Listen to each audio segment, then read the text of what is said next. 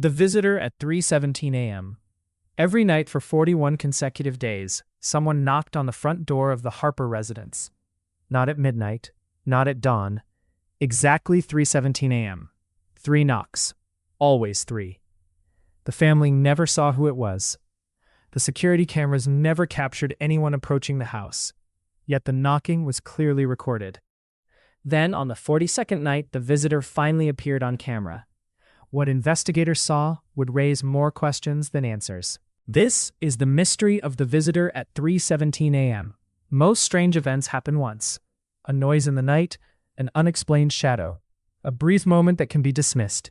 But when something repeats itself every night at the exact same time, people start paying attention, especially when there appears to be no explanation. The Harper family lived in a quiet neighborhood on the outskirts of town. David Harper, his wife Melissa, and their 12-year-old son Ethan had lived there for nearly 6 years. Nothing unusual had ever happened.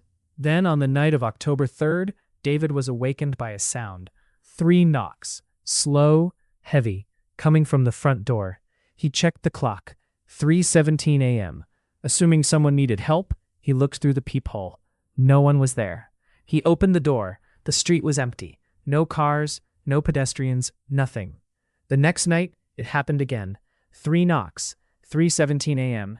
David immediately rushed to the door. Again, nobody was there. The third night brought the same result. Then the fourth. Then the fifth. Always 3 knocks. Always 3:17 a.m.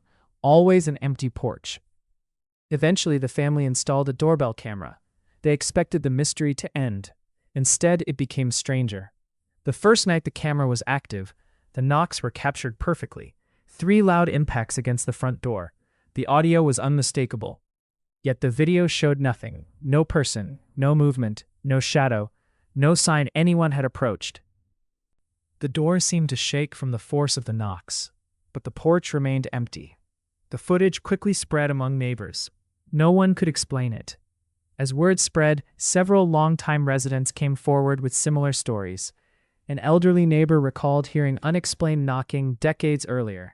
Another claimed a previous homeowner had moved away suddenly after experiencing identical events.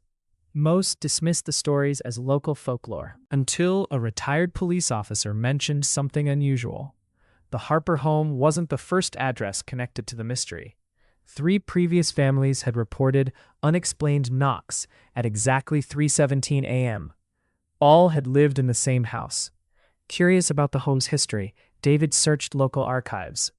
There he discovered an article from 1987. A young man named Michael Turner had disappeared while walking home late at night. His last known location was only a few streets away from the Harper residence. Witnesses reported seeing him knock on a nearby door shortly before he vanished. The article noted the exact time, 3:17 a.m. His body was never found. His disappearance was never solved.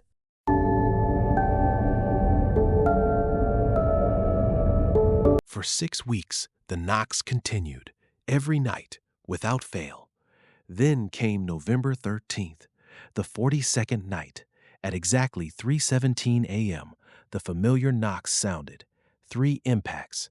The family reviewed the footage, and for the first time, the camera recorded someone standing on the porch. A man, tall, thin, wearing dark clothing, his face partially obscured.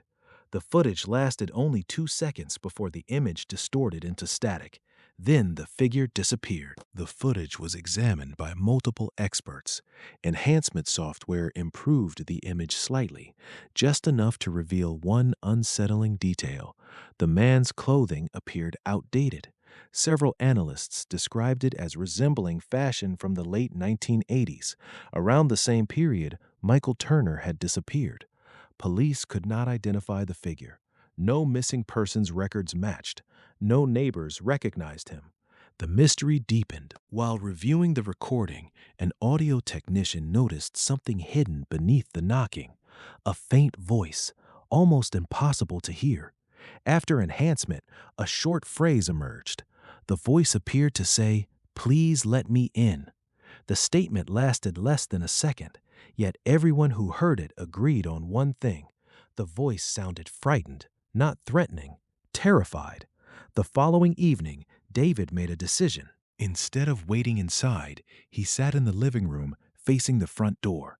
At 3:17 a.m., the knocks came again. 3 slow impacts. David immediately opened the door. The porch was empty, but resting on the welcome mat was something that hadn't been there moments earlier. An old driver's license, weathered, faded, issued in 1986. The name printed on it was Michael Turner. The knocks never happened again. Not the next night, not the following week, not ever. Investigators confirmed the license was authentic, yet no one could explain how it appeared or why the activity suddenly stopped. Today, the disappearance of Michael Turner remains unsolved, and the Harper family still wonders what would have happened if they had opened the door on the very first night. Who do you think was visiting the Harper home at 3:17 a.m.? Was there a logical explanation hidden somewhere in the evidence? Or was someone trying to deliver a message decades after disappearing?